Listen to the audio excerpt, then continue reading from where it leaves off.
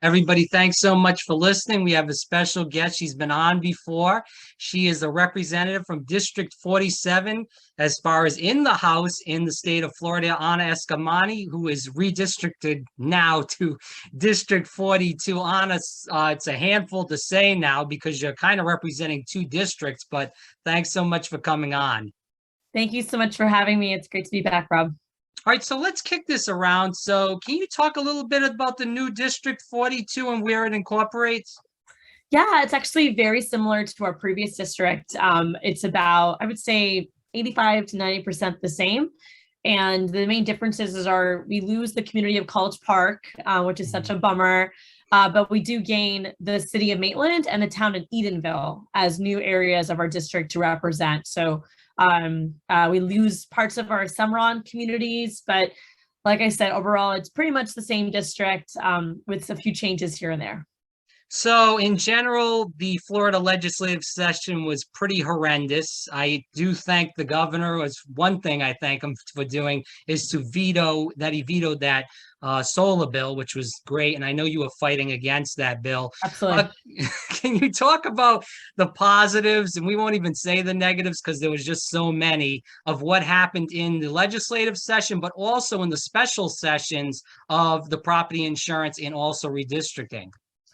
Yeah, I mean, candidly, not a lot of positives. The Florida legislature has been culture war focused. And so basically the prerogative of the Republican Party is to dunk on every single marginalized group. And so whether it's going after LGBTQ plus people, abortion rights, immigrant rights, Black history, and the history of marginalized communities, going after higher ed and censoring the free speech in our higher ed institutions. I mean, so much of this is very much a reflection of Governor Ron DeSantis centralizing power and pursuing every avenue who can to maintain his status quo and his control. And so it's incredibly alarming. Now, you did mention some vetoes that we were able to secure. So the Florida legislature passed a bill to destroy rooftop solar, and thanks to 17,000 Floridians who wrote to the governor alongside the advocacy of leaders like me, we were able to get a veto on that law. And I suspect that Florida Power and Light and others will be back next year to try again. So we have to hold the line when it comes to protecting rooftop solar. And then we also saw vetoes on this major preemption bill that would have made it very difficult for local governments to pursue any type of ordinance. And so the governor did veto that issue as well. In particular, a lot of animal rights groups, environmental groups are worried about that preemption. And so that was another secure veto we got. And the governor also vetoed this big alimony reform bill that was really problematic, especially to women in divorce proceedings. And so we did have advocacy efforts and were successful in getting him to veto that. Some of the wins policy-wise, and we were able to get a 1-year tax break off children's diapers, which is not a lot compared to the rising costs that folks are experiencing, but still an important win. And we were able to increase arts and culture funding by 100%, fully funding the program that upwards of 400 nonprofits apply to receive funds. So a lot of downs, a few ups, but I mean, at the end of the day, this is a space where we have to keep fighting, and we need to bring more Democrats to Florida House. I don't have any delusions of grandeur when it comes to flipping the House through one cycle, but if we can hold the line, protect who we have, and bring in more to at least prevent a supermajority from the right, then at least we'll be in a better spot to try to leverage whatever resources and rules to our benefit to fight for the good people of Florida. Good to see Michelle Reyna back in the House. I know that she was running for Congress, and also Ben Diamond dropped out of that race. Good to keep some good Democrats back in the Florida House. As we keep going into the interview again on Eskamani, District 47, going into District 42 now with the redistricting here on Fire Breathing Rob. Let's talk about this because your office is incredible with constituent service. You obviously, along with Cheyenne, Lauren, and Shala, doing amazing work there with the sky high housing prices, food, gas. What is your office hearing from people as far as residents in the district, but also in the state of Florida, that are really struggling to make ends meet, and how are you helping them? Folks are really, really struggling right now, and it's a combination of the post-pandemic stress, and folks are still missing their benefits alongside the rising cost of rent and housing expenses, and then of course stagnant wages with inflation. And so there's a lot of serious challenges. Our office has been working overtime and getting folks access to whatever federal relief dollars we have. Right now, different programs include rental assistance and housing assistance.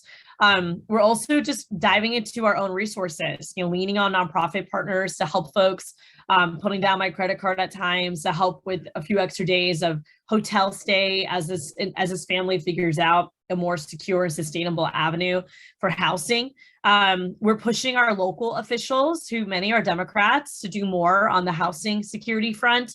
We're also holding Governor Ron DeSantis accountable to call a housing emergency so we can put into place Florida's price gouging laws, because right now many renters are experiencing price gouging. Yes, inflation is a problem, but these increased rent that we're seeing from 30, 40, 50% are much greater than the inflation.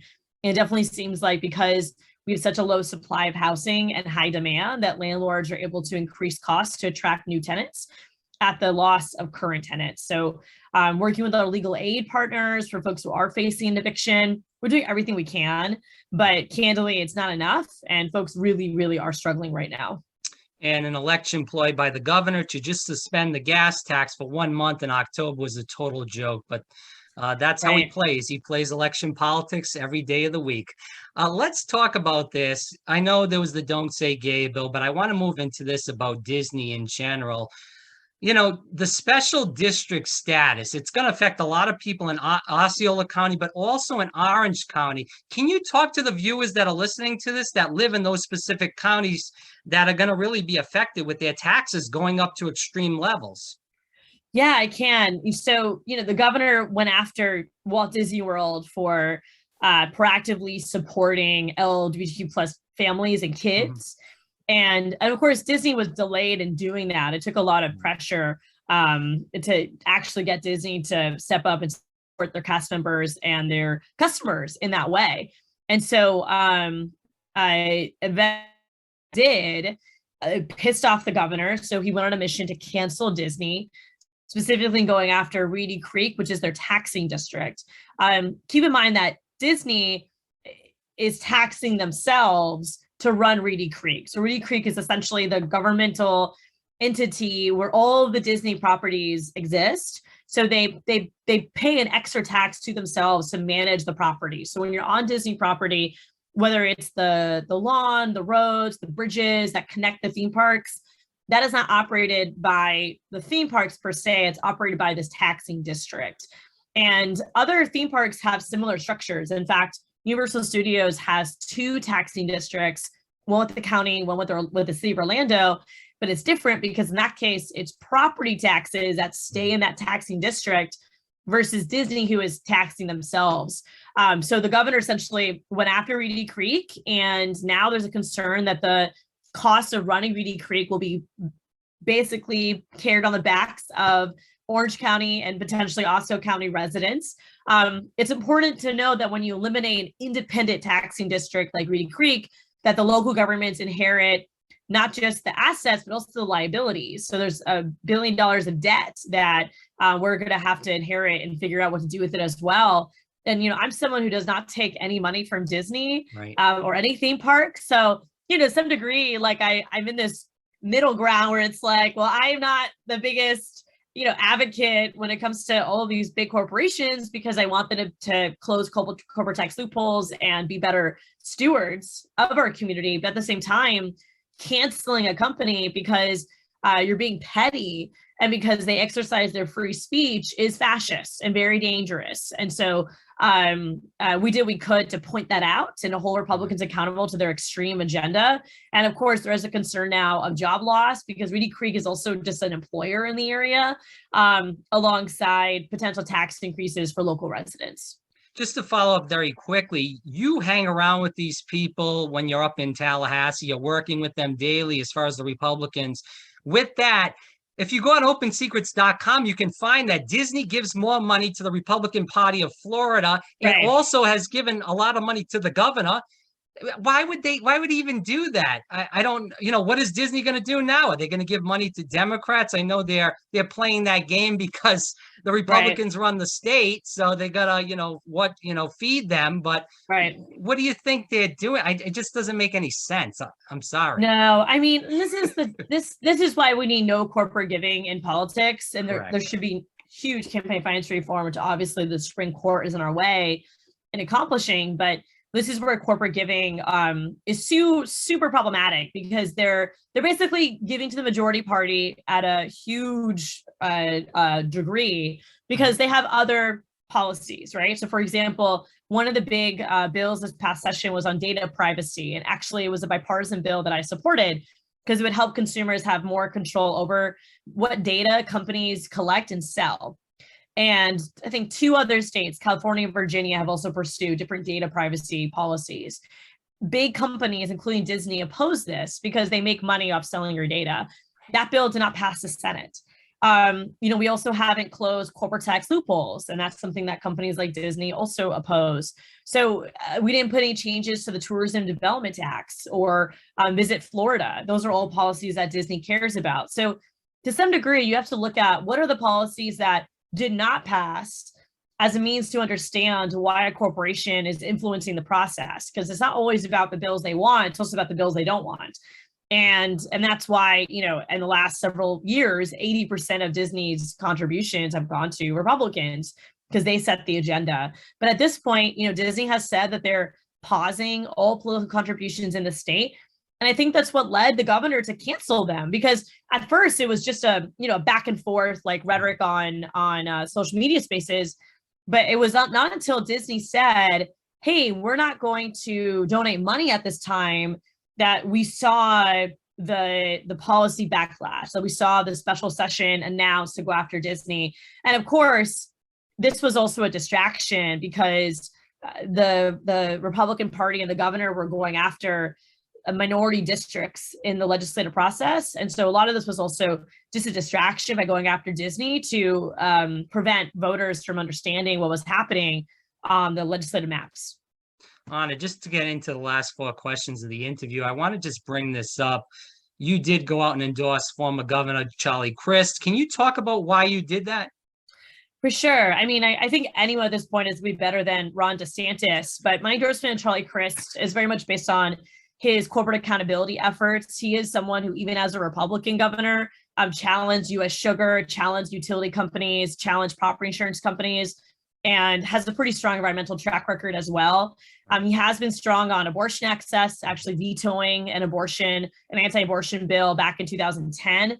Of course, he hasn't been perfect on every issue, but in the last 10 years, he's evolved dramatically. And when I worked at Planned Parenthood, had the chance to work alongside him as a member of Congress and talking to our labor partners. He's always been responsive when it comes to workers' rights in Congress. And so he's very much built a presence that has allowed him to shine as a strong Democrat in the congressional delegation. And he's running the most effective campaign right now. He's raised the most funds. He's hiring field staff. And we need to be on the ground right now and take down DeSantis. And, as much as I appreciate other folks who have also thrown their hat in the ring, and of course, I'm supporting Annette Taddeo in her congressional bid. I do think we have to focus and build a bench and have strong candidates in every seat. And we can't make it about one person, because one person is not going to carry us to the finish line right now. It has to be a collective. And I do think Congressman Crist has also built that diverse coalition of multiple different cultural and association groups supporting him in this effort to take down Governor Ron DeSantis. So we don't have time to lose. And that was very much a part of my motivating factor. But for me, it's not personality based. It's very substantive. And I do have concerns about his opponents' ties to corporate actors and to Republicans like Matt Gaetz and others. I agree 100%. And they were also throwing some negative material at you, calling you the Right. off-brand AOC. I don't see Right. that. I just think you're a progressive person that's working for the working families of Florida in your Thank you. district and also around the whole state in general. You showed that throughout the unemployment crisis in general. So let's talk about this in general. If you were asked to be the lieutenant governor to balance out the Chris ticket, would you do that?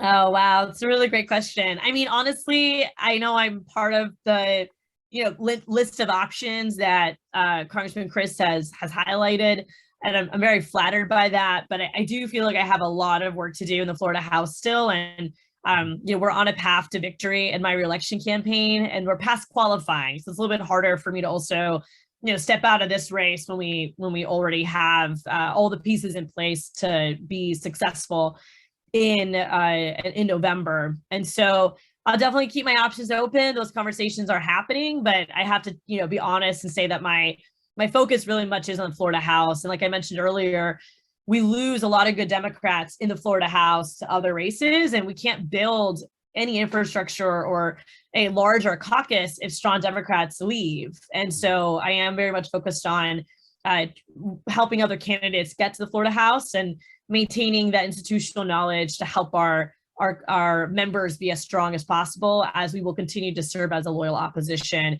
to the majority party. Well, I will be voting for the former governor too. I hope he picks somebody that's somewhat as progressive as you. At least that would be a positive. Agreed. Last two questions. I want to talk about this. This is something that's near and dear to your heart. As a person that worked for Planned Parenthood, let's talk about the abortion issue. We don't have to go through what happened with the Supreme Court. Everybody knows what happened with that. I blame this, I should say, on the Democratic Party. And let me just say why, and then let's hear what you have to say back, Rep. So it's just that we had Barack Obama. I voted for the man twice. When he came in, he actually told Planned Parenthood back in 2007 that he was going to vote for a bill to codify Roe. He did not do that. He had a supermajority for 2 months. He did not do that in the House and the Senate. Ruth Bader Ginsburg, a hero on the left, was supposed to be the liberal savior. She screwed Barack Obama and screwed women by not retiring after she had cancer 4 times. And Barack Obama lost that Supreme Court seat along with the Merrick Garland one, which was a Republican issue. Joe Biden comes in, goes in the debate, says that he was going to codify Roe. One of his first acts in office, the House passed the bill. It's sitting in the Senate. So why is it Trump and the Republicans' fault when the Democrats had ample opportunities to put people in the Supreme Court to pass these bills and they do nothing? Totally. Yeah, it's absolutely frustrating. I mean, I definitely think that Democrats have been very scared to talk about abortion and do so in a more reactive way than proactive, to the point where we have this horrifying SCOTUS decision and not only lack protections at a national level, but your hands are tied to pursue even many executive orders. Because, for example, the Biden administration has been under a lot of requests, from advocates to do more, in particular, help fund abortion services. But the Hyde Amendment prevents that from happening. The Hyde Amendment has not been repealed and has been law of the land almost since the Roe decision. So national Democrats have absolutely been very disappointing in their inability to prioritize and protect abortion access. And of course, the direction of the Supreme Court, not pushing to a point during the Obama administration when Mitch McConnell comes in and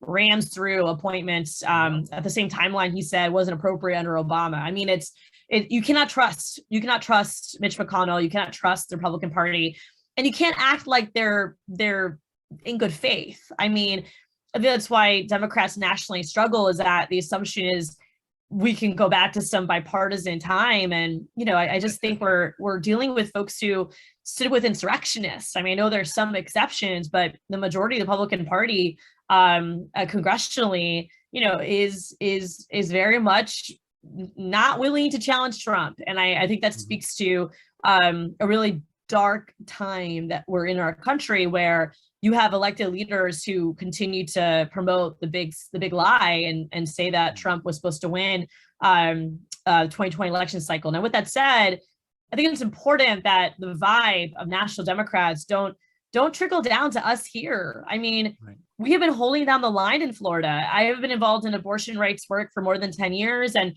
this is the first time a ban passed Florida, and it's a 15-week ban. And during that time, we've also protected the right to privacy. In 2012, anti-abortion lawmakers and extremists were trying to eliminate Florida's right to privacy by putting it on the ballot, and we campaigned to protect it, and we won. And then move forward to 6 years later, during the Constitutional Review Commission, where Republicans appointed anti-abortion members who tried to put on the ballot another right to privacy amendment, and never got on the ballot because we organized on the ground to stop it. So I want to make sure that folks realize that the dynamics in the state of Florida are not the same as nationally. And it's okay to be frustrated, but you have to find power in pain and hold the line here in the States, because ultimately that is who the decider is of abortion access. Even some of the federal asks of the Biden administration at this time don't seem fruitful. So for example, a lot of folks are asking for federal enclaves, provide abortion services at the VA or at federal land or indigenous lands. There is no guarantee that a prosecutor cannot still prosecute you if you access an abortion on federal land.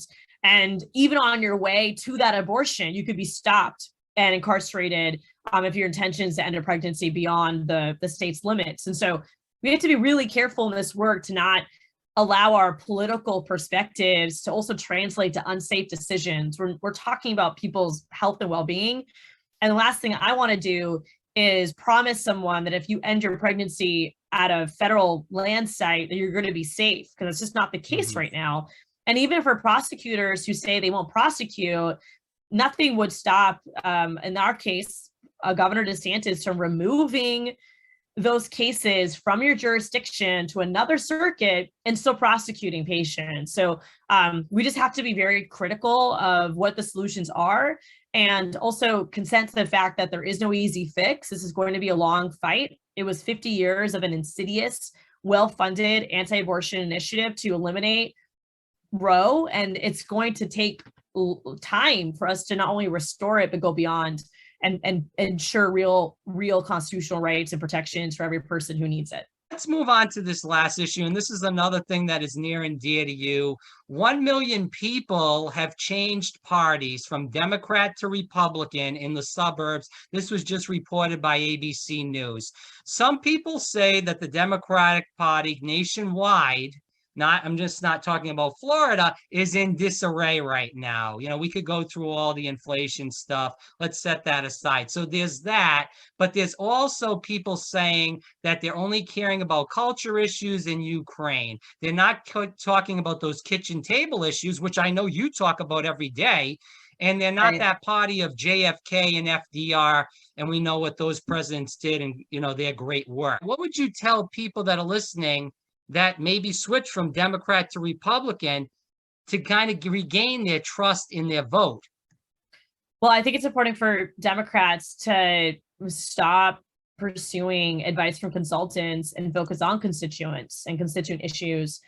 A lot of folks ask me all the time, who does our graphics or who provides us with different types of political support. And a lot of it's homegrown for us. We do everything internally. We knock on doors that helps us understand what folks are thinking about, what they're worried about, and we deliver results. We try to focus on helping the needs of everyday people. And, part of it too, I think, is also media.